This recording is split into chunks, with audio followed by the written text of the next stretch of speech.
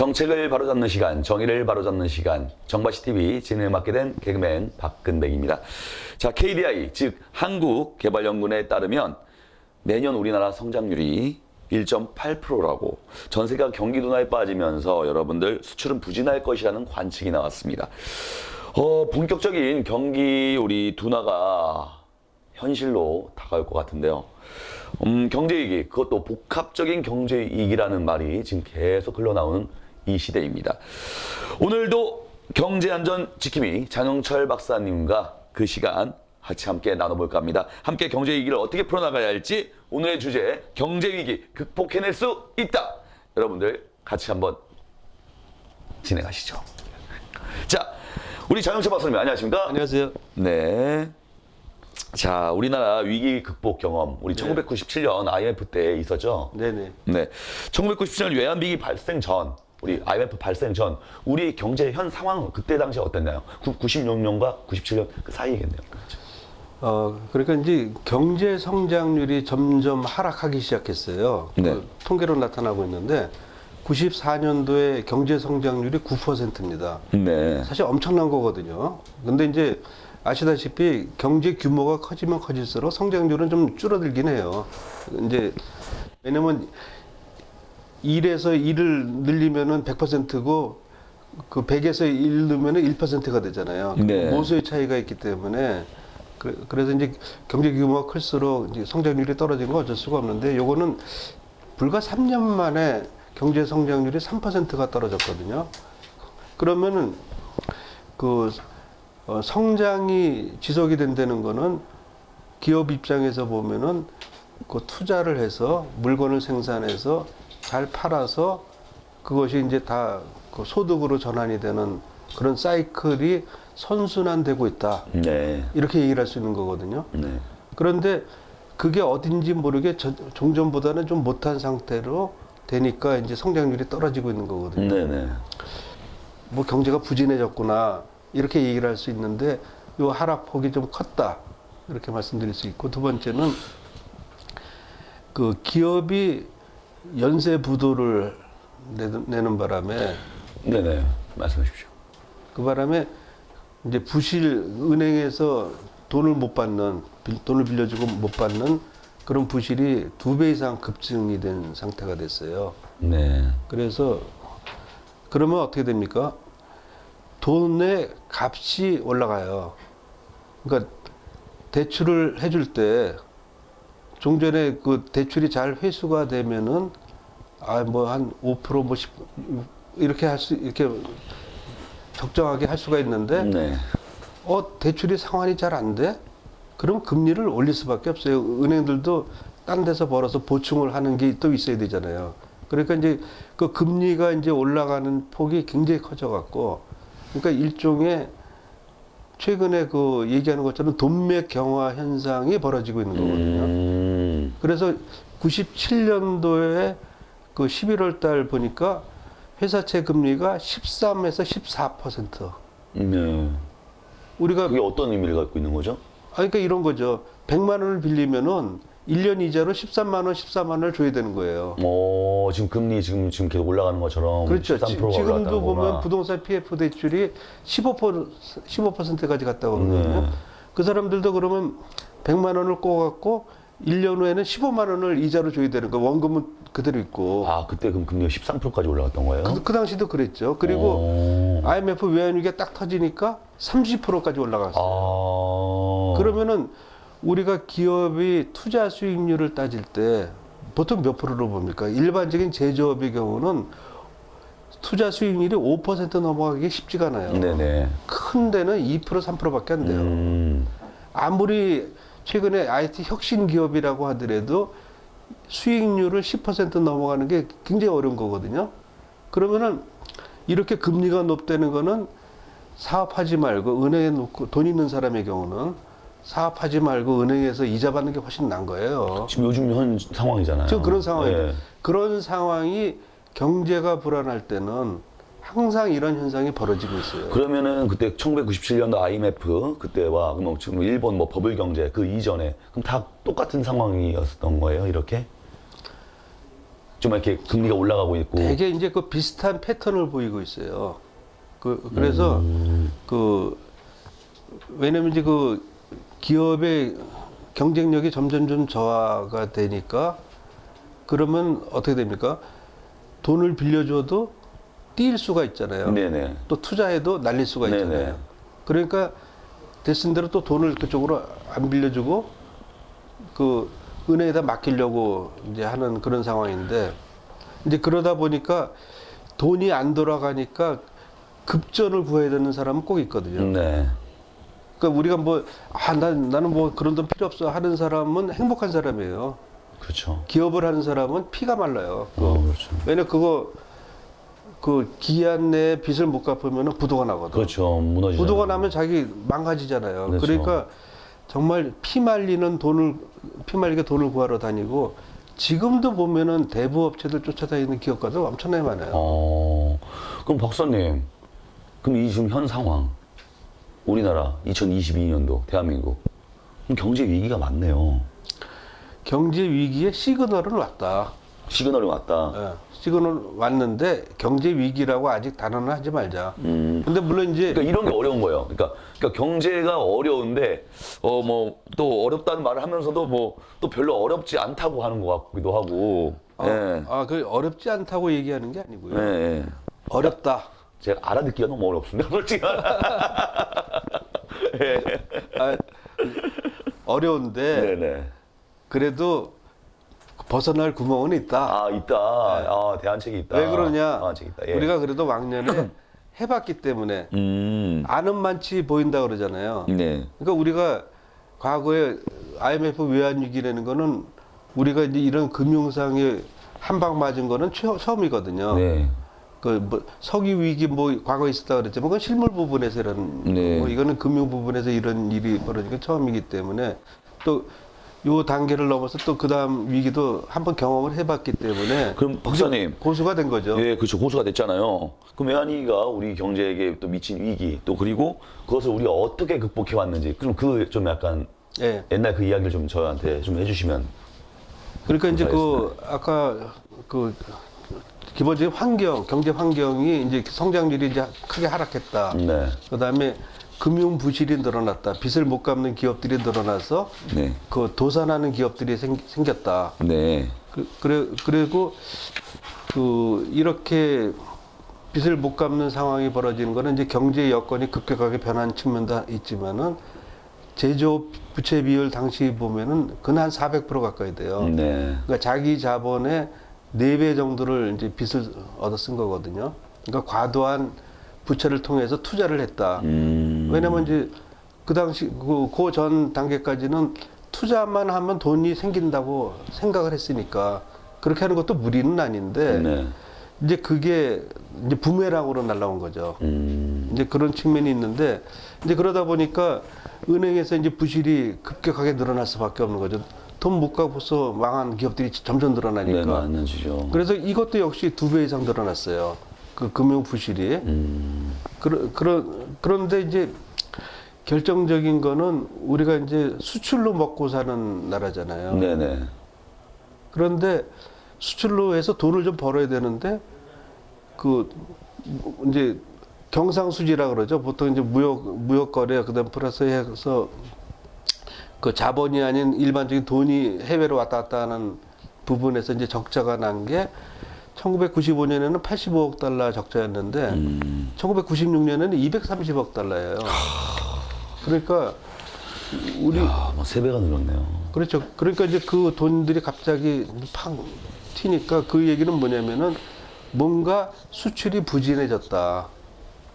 그러니까 그만큼 우리가 돈이 외화가 안 들어온다는 얘기가 됐잖아요. 네. 근데 그러다 보니까 외환 보유고가 이제 급격하게 떨어질 수밖에 없는 거고, 그 IMF 기준으로는 월 그 수입 물량의 3배 정도면 된다. 뭐 그래서 우리가 한 300억 달러 정도 가지면 될 것 같았는데 실제로 보면은 그 돈 가지고 이 방어가 안 되는 상황이 벌어지고, 그 다음에 꼭 이런 일이 벌어지면은 투기꾼들이 가세가 돼요. 그렇죠. 그래서 이거를 또 집중적으로 달러를 그 밖으로 빼돌리는 그러니까 들어와도 시원찮은데 예. 나가는 이제 어떻게 환전해서 이제 외국인들은 나갈 거 아니에요.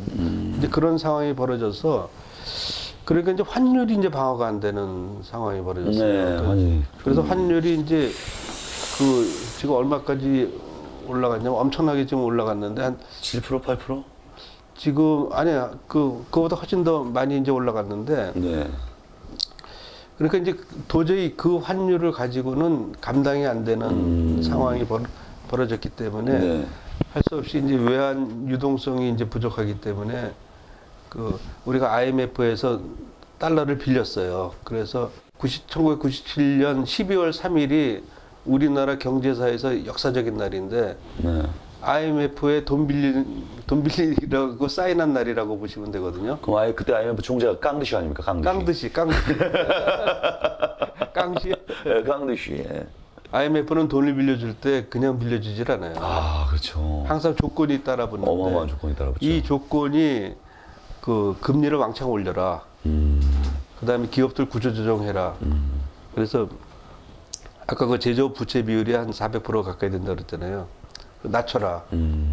이제 그런 등등을 하다 보니까 그 이후에 수많은 기업들이 사실 어렵게 돼서 파산이 됐고 금리가 올라가니까 이제 지금도 똑같은 거죠. 금리 올라가니까 집값 떨어지지, 네. 뭐 주식 떨어지지. 금리는 그 증권 가격하고 반대로 간다고 반비례구나. 보시면 돼요, 예. 일반적으로. 그러니까 왜냐면 은행에서 금리 많이 주는데 뭐 불확실한 증권을 할 필요가 뭐 있어요. 그렇죠. 그래서 그런 거거든요. 그러면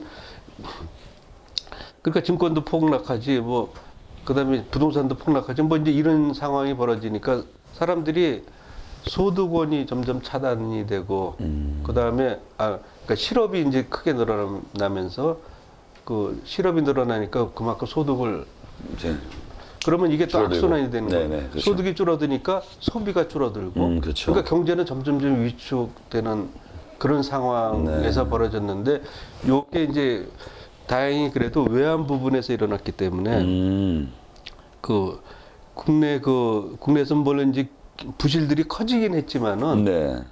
그래도 외환을 IMF 지원 덕에 이제 방어를 하다 보니까 그러니까 이제 그거를 함정에서 벗어날 수가 있었다 이렇게 말씀드릴 수 있는데요. 그래도 여러분들 또 많은 분들이 또 궁금한 게 있습니다. 네. 예, 항상 부동산, 아파트. 뭐 금융위기가 오면 늘 부동산 이야기가 항상 같이 따라오잖아요. 예. 그로 인해서 자금이 항상 흐름이 상당히 좀 어려워지고 그럼 국민들은 좀 더 힘든 시간을 또 보낸다고 하는데 그것도 사실입니까? 근데 경제가 참 보면은요. OX 정답은 없어요. 아, 저는 계속 OX 일문만 네. 박사님께 그러니까 참 던졌는데. 그 갑갑한데. 그러니까 1998년도부터 우리 이제 국제 수지가 이제 흑자로 네. 전환되면서 쭉 유지가 돼 왔는데 최근에 다시 또 이제 적자가 발생이 되기 시작하니까 사람들이 이때 또 과거하고 좀 비슷한 패턴이네 이렇게 이제 생각을 하는 것 같아요. 그러면 우리 박사님 이제 말 좀 다른 데로 돌려서 경제 위기가 결국 금융 부실로 전이되는 것을 차단하기 위해 과감한 공적 자금을 투자해서 큰 성과를 낳았다고 하는데 그러면 그 이야기와 그 비결은 무엇인지 좀 우리 박사님의 견해를 좀 들어볼 수 있을까요? 그러니까 이제 모든 경제 위기는 금융의 문제로 귀결이 돼요. 네.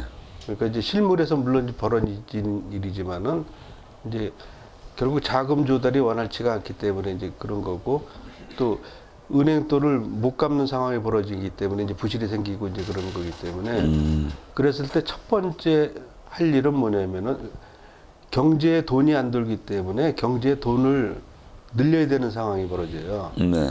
그래서 모든 나라가 통화 정책을 써서 돈을 푸는 정책을 씁니다. 그래서 이제 우리도 역시 이제 그 정책을 썼고, 그 다음에 우리는 하나 더 강점이 있어요. 그 당시까지는 우리나라가 국가 부채가 그렇게 많지 않았거든요. 네. 그렇기 때문에 재정에서 과감하게 그 돈을 투입할 수가 있었어요. 공적 자금을. 그 여력이 있었던 거예요. 공적 자금은 뭐냐면은 정부가 국가가 보증을 하는 거죠. 원리금 상환을 국가가 보증을 하는 거기 때문에 그 돈을 그래서 채권을 발행을 해서 돈을 이제 갖다 쓰는 건데 그 돈을 못 갚으면은 국가가 부담을 하는 거란 말이에요. 그러니까 이제 보증이네요. 국가 보증 수준. 국가 보증에 그래서 국회 동의도 받아야 돼요. 동의 받아서 하는 건데 국가 그러니까 그렇게 해서 조성된 공적 자금을 가지고 이제 투입을 하는 거거든요. 네. 어디다 투입을 하느냐? 우선 금융권의 부실에 대해서 덜어주는 역할을 하는 거죠. 왜냐면 금융권이 부실이 많았을 때 대출 여력이 없잖아요. 대출 여력이 없으면은 자금 순환 과정이 막히잖아요. 그렇죠. 그렇기 때문에 부실을 덜어주는 역할. 그리고 부실이 너무 심한 금융기관은 폐쇄를 시킬 수밖에 없는. 그래서 그 상당히 많은 그 당시 그 IMF 외환위기를 촉발한 게 뭐 여러 가지 경제 상황도 있지만은 그때 종합금융사라는 그 회사들이 해외 나가서 그 환투기 같은 거 하다가 물려서 유발된 것도 네네, 있었거든요. 네, 있었어요. 그래서 그런 것들이 있기 때문에 그래서 이제 금융 완화 그다음에 재정상의 지원은 정부가 이제 직접적으로 돈을 주는 것보다는 이런 공적 자금을 통해서 그 금융 부실을 인수를 하라는 자금으로 그래서 그 1단계로 1990년 말까지 64조 원을 그 조성을 했어요. 네. 그래서 이것도 이제 국회 동의를 받았고, 그거는 두 개 기관이 이 64조 원을 썼어요. 하나는 제가 사장으로 했던 자산관리공사에서 부실채권 정리기금이라는 걸 만들었어요. 그래서 그거는 금융권의 부실을 다 인수하는. 그래서 그때 그 당시 부실채권 인수 비율이 대개 30% 좀 넘었어요. 그 외국계도 다 동일하게 그래서 그 이율도 이제 입찰을 본 거거든요. 그래서 조금 많은 거나 한 3~4%씩 가기도 하고. 네. 그래서 대체로 그 언저리에서 우리가 이제 부실채권을 산 거예요. 네네. 그러면 이제 그거 샀으니까 우리는 세탁을 해야 될 거 아니에요. 그렇죠. 또 이렇게 포장을 해야죠. 근데 그게 이제 그 기업의 부실이 되게 많거든요. 네. 그러니까 기업의 부실이니까 기업을 이제 갖다 놓고 이제 정리 작업을 하는 거죠. 그래서 그 기업이 이제 빚을 많이 지니까 아까 그 제조업 부채 비율이 400% 가까이 된다 그랬잖아요. 그 부채를 한 곳에 몰아서 그거를 없애버리고. 왜냐면 그 여력은 생기는 거예요. 이제 100원짜리를 30몇 원에 샀으니까 그걸 몰아서 이제 그걸 이제 그 부채 그거를 배드뱅크라고 그러거든요. 배드뱅크요? 배드뱅크. 그러니까 뭐 나쁜 은행이 아니고 그 악마의 그 뭐 그런 은행이 아니고 네, 네. 그 빚을 한 군데 몰아서 정리하려고. 좋은 엔젤뱅크네요. 좋은 뱅크인데. 그럼 이제 보통 우리가 이제 뱅크 하면 돈을 주는 걸 생각하죠. 이건 날리기 위한 목적으로 이제 그 배드뱅크를 만들어서 이제 없애고. 네. 그러면 이제 나머지 살아남은 그 조직들은 몸이 홀가분해졌잖아요. 그렇죠. 그러면 우리가 IMF 외환위기 때는 일시적인 상황인 측면도 굉장히 강했거든요. 네네. 물론 이제 기업이 빚을 많이 지고 뭐 사실 그게 어떻게 보면 그것만 좀 해결해주면 살아날 수 있는 여건이었기 때문에 그래서 그 기업들이 다시 회생을 하게 만드는 그런 역할을 해서 자산관리공사가 그 이후에 그 대우그룹까지 이제 붕괴가 되는 바람에 네. 대우그룹도 절반을 인수를 하고 해서 그래서 그 전체적으로 자산관리공사가 39조 2천억 원을 투입을 했어요. 그래서 111조 7천억 원의 어치의 부실채권을 인수한 거예요. 네. 그러니까 39조 원 가지고 111조 원 어치를 샀다 이렇게 생각하시면 되는 거고. 그렇구나. 네. 그래서 그럼 이제 굉장히 까다로운 작업을 거쳐서 아까 부채 정리하고 뭐 그런 거쳐서 그 원본보다 그 119%인 46조 7천억을 회수를 했어요. 이거는 세계적인 기록입니다. 공적 자금을 투입을 해서 돈을 버는 거거든요. 그러니까 이제 우리가 이제 추가분까지 포함을 하니까 48조 1천억이 돼서 123%가 되는데 그만큼 이제 우리나라 기업들이 경쟁력이 있는 기업들인데 갑자기 빚에 몰려서 그렇게 된 거니까 사업성은 있었다 이렇게 볼 수 있고. 그럼 박사님, 그럼 금융이 그 실물 경제랑 좀 밀접한 관계를 맺고 있는 거 맞죠? 네네. 어, 그러니까 이렇게 보시면 돼요. 이제 요또 금융 위기에서 또 말씀을 드릴 건데, 네.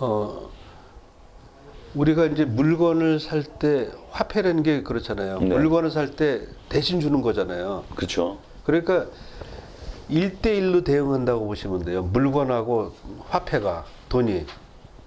그런데 이게 어느 순간에 분리가 돼버려요. 돈은 돈대로 따로 놀고 실물은 실물대로 놀고 그러거든요. 분리가 돼요. 네. 그래서 돈의 논리로 돌아가요. 네.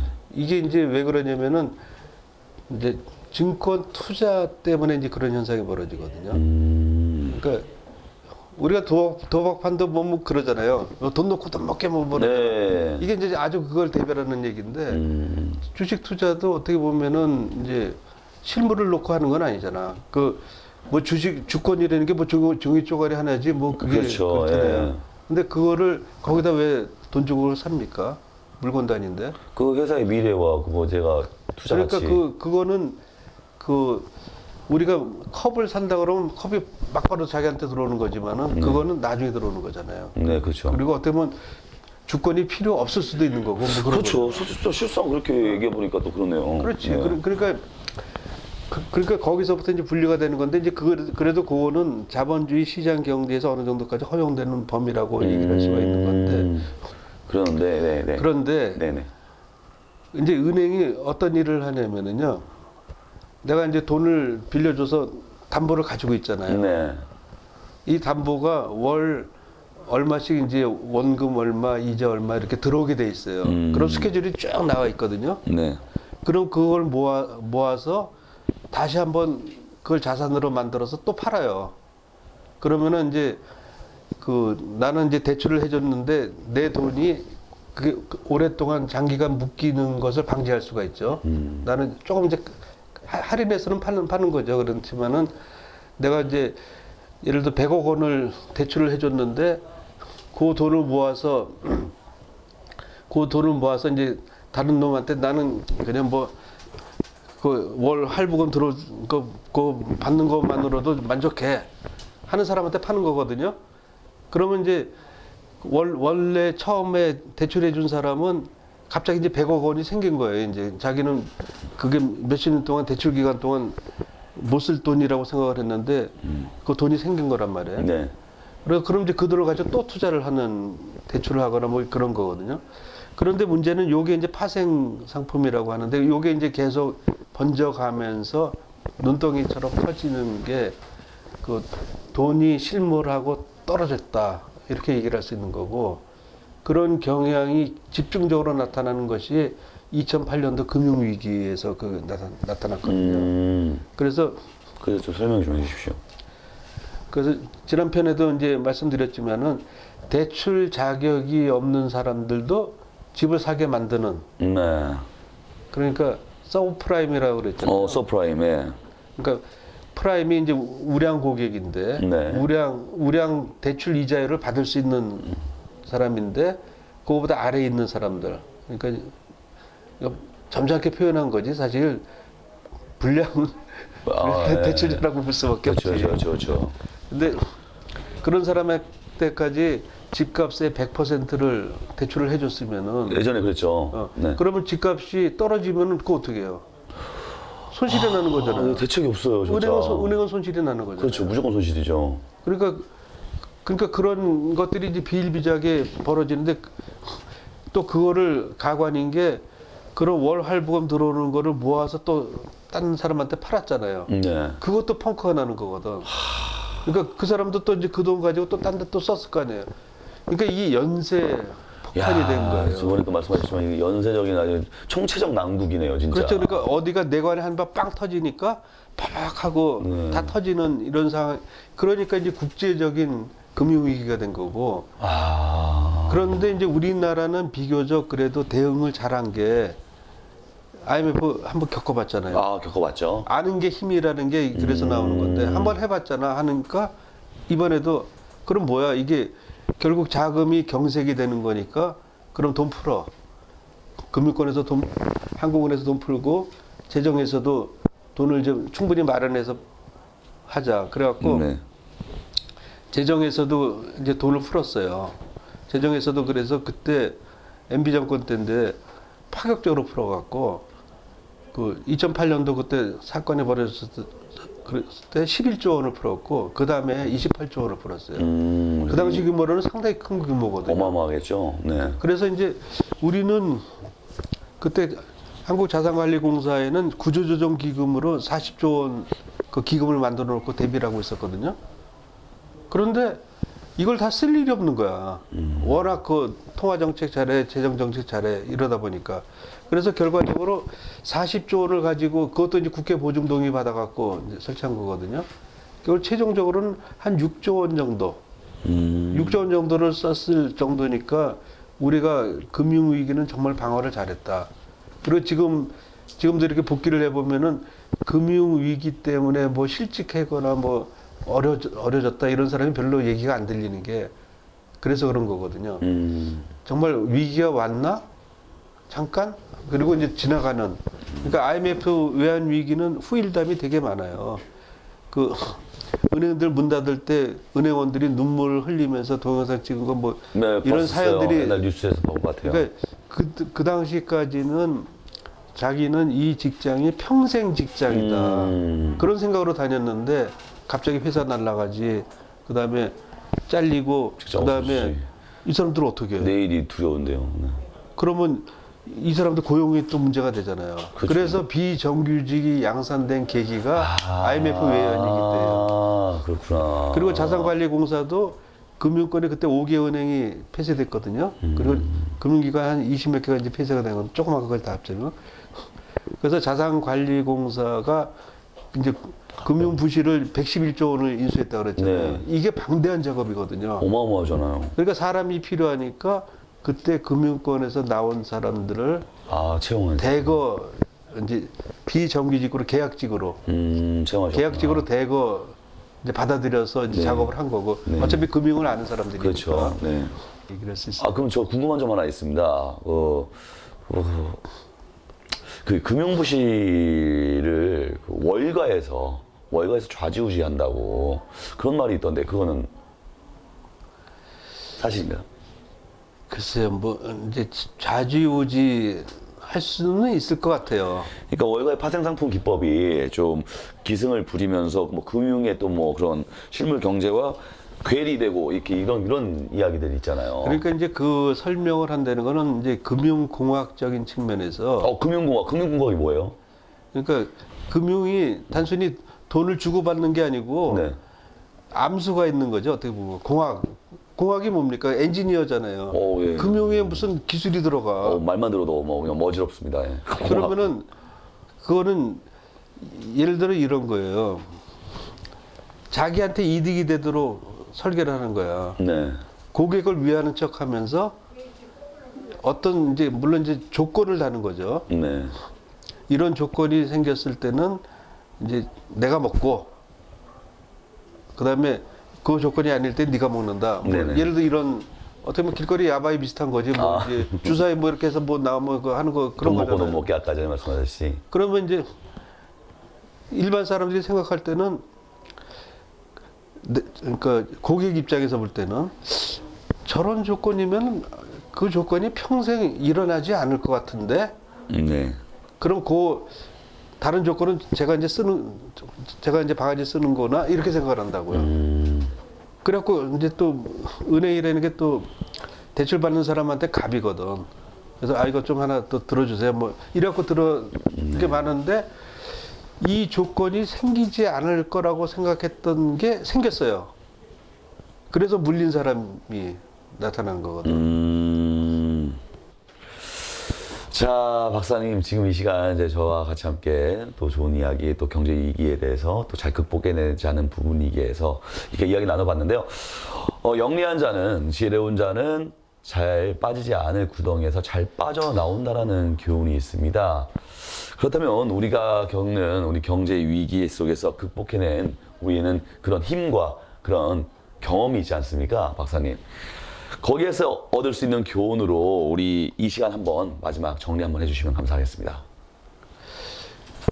그러니까 어떻게 보면 이제 경제 위기를 겪지 않으면 가장 좋은 거라고 볼 수는 있는데, 우리가 이제 그 자본주의 시장 경제의 속성상 그 호황기가 있고 불황기가 있기 때문에, 근데 호황기가 지나치거나 불황기가 지나칠 경우에 이런 것들이 다 이제 경제에 영향을 줄 수밖에 없는 거고, 그래도 우리가 과거 두 차례 그 위기 경험 극복이 있으니까 그걸 가지고 한번 좀 그 다가오는 위기 상황이라고 볼 수 있는 건 맞아요. 그런 징조들이 나타나는 건 맞는데, 그거를 대처할 수 있는 수단들이 과거의 위기 상황보다는 훨씬 더 많이 개발되어 있다.